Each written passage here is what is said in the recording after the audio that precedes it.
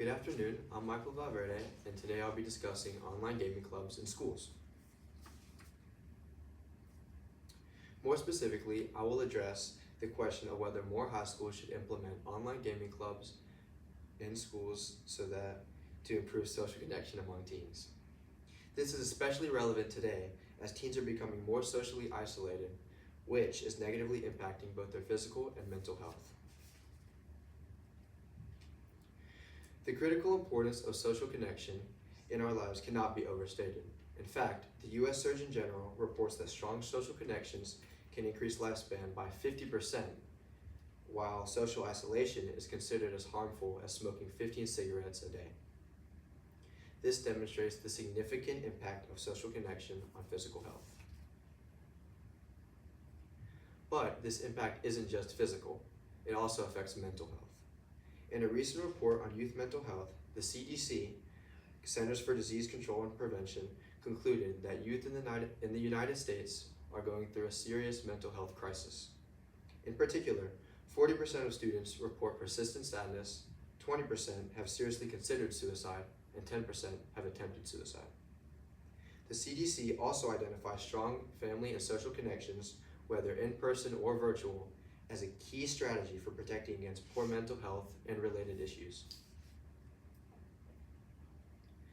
As I've shown, research conducted by the US government identifies a strong link between connection and health outcomes.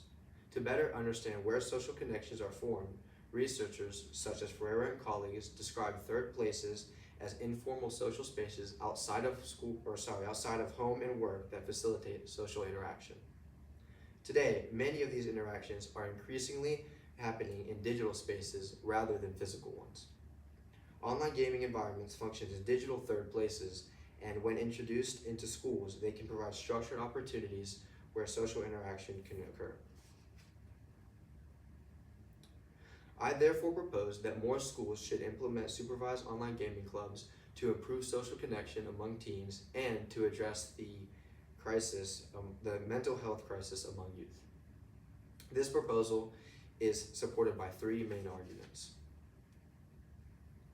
First, online gaming clubs create inclusive social spaces.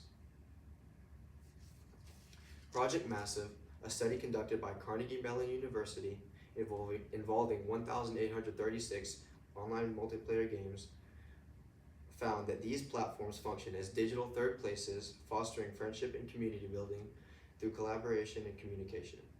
Additionally, 39% of the players highlighted the social experience rather than the gameplay as their primary reason for playing. By creating inclusive social environments, online gaming platforms naturally increase social connection and reduce feelings of isolation among participants. The Pew Research Center found that half of the students surveyed made new friends online, with 36% of those connections formed through gaming. Similarly, the Entertainment Software Association reports that 64% of the 24,000 players that were studied felt less isolated when gaming.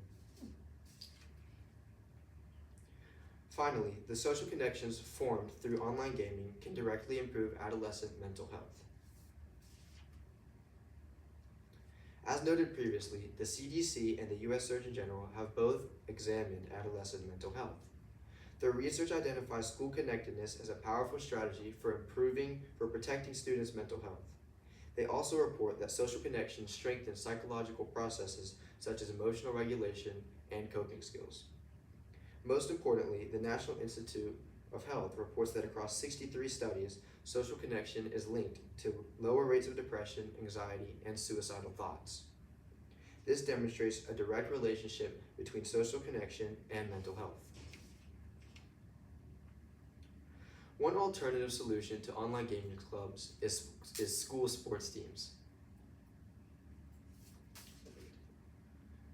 According to Dr. Brangi of the University of Utrecht, participating in sports activities can improve social connection, increase self-esteem, and reduce depression among adolescents.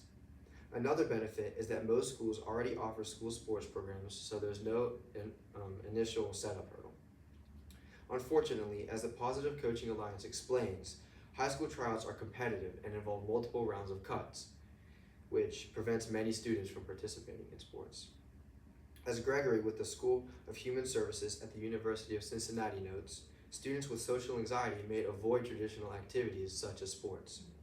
Therefore, although sports do provide some benefits for some students, they do not offer an all-inclusive solution for everybody, making supervised online gaming clubs a more accessible alternative. However, online gaming clubs do have limitations. According to Morris with the Community Health Network, unsupervised gaming can expose students to negative online risks such as cyberbullying, harmful online content, and mental health strain. Also, the setup costs for program development and gaming equipment may be financially impractical for some schools with budgeting constraints. These challenges must be addressed so that the solution is effective. Schools can address these concerns by enforcing clear rules, setting boundaries, and actively monitoring students' online behavior. To address the financial concerns, Flannery with the National Education Association explains that schools can utilize existing computer labs and share devices and seek grants or pursue fundraising opportunities to offset these expenses. Therefore, while limitations do exist, they can be effectively addressed through planning, structure, and supervision.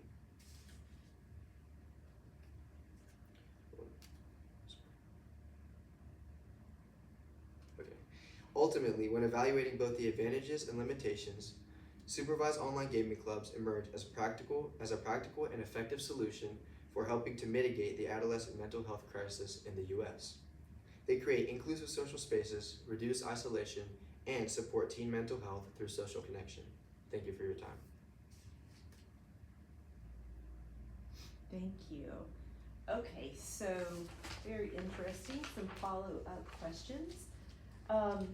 What evidence did you gather as you researched that you ultimately did not include, and why did you not include it? So I gathered research on the cognitive effects of online gaming, such as improvements in problem solving and hand-eye coordination.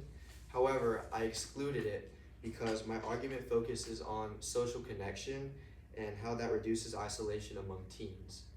So I prioritized evidence that was directly related to social connection rather than those problem-solving skills, so that I maintain a clear and focused argument. Okay, thank you. And along with that, one other question is, what are the implications for your findings within your own community? So within my own community, the implications are that many students they feel isolated, but if they have these gaming clubs that they can go to and feel a social connection with others, this can develop their brain and allow them to improve their hand-eye coordination skills and other cognitive abilities that without these gaming clubs they may not be able to develop. Thank you for sharing.